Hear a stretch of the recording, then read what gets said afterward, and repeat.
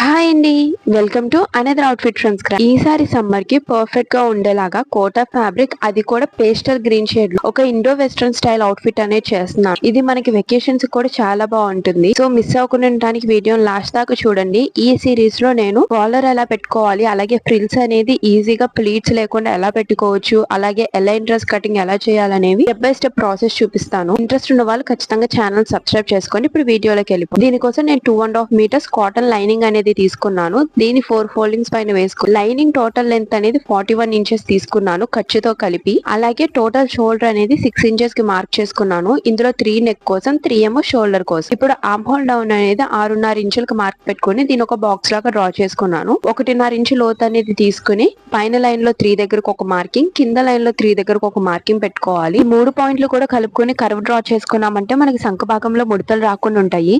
మీరు పెట్టే neck design బట్టి ఈ సంఖ భాగం 6.5 ఇంచులు అనేది పెంచుకోవడం తగ్గించుకోవడం చేస్తాం. సంఖ భాగం కింద నుండి 14 ఇంచుల దగ్గరకు ఒక మార్కింగ్ అనేది పెట్టుకోండి. మనం కుర్తీ చేసుకుంటే ఇక్కడ కటింగ్స్ అనేవి వస్తాయి. సైడ్ ఓపెనింగ్ డ్రెస్ కాబట్టి ఇక్కడ నుండి ఒక 2 ఇంచెస్ వెడల్పు అనేది ఎక్కువ పెట్టుకుని విలాంబరం అనేది పెట్టుకుంటాము. ఇప్పుడు కుర్తీస్ కలతో షేప్ అనేది ఇస్తాం. ఈ షేప్ అనేది ఎలా ఇవ్వాలో నేను ప్రీవియస్ వీడియోస్ లో పెట్టాను, ఒకసారి చెక్ చేయండి. ఎవరికైనా కావాలి అంటే ఇంకా డీటెయిల్ గా నాకు కామెంట్ చేయండి, నెక్స్ట్ వీడియోస్ లో పెడతాను. ఇప్పుడు ఖర్చుతో కలిపి మనం పెట్టిన మార్కింగ్స్ అనేవి కటింగ్ చేసుకోవాలి. నెక్స్ట్ వీడియోలో రిమైనింగ్ ప్రాసెస్ చూపిస్తాను. ఫ్రిల్స్ ఎలాగా మనం తక్కువ క్లాత్ ఉన్నప్పుడు పెట్టుకోవాలనేది. మిస్ అవ్వకుండా ఛానల్ సబ్స్క్రైబ్ చేసుకోండి. ఈ వీడియో నచ్చితే లైక్ చేయండి. Thanks for watching.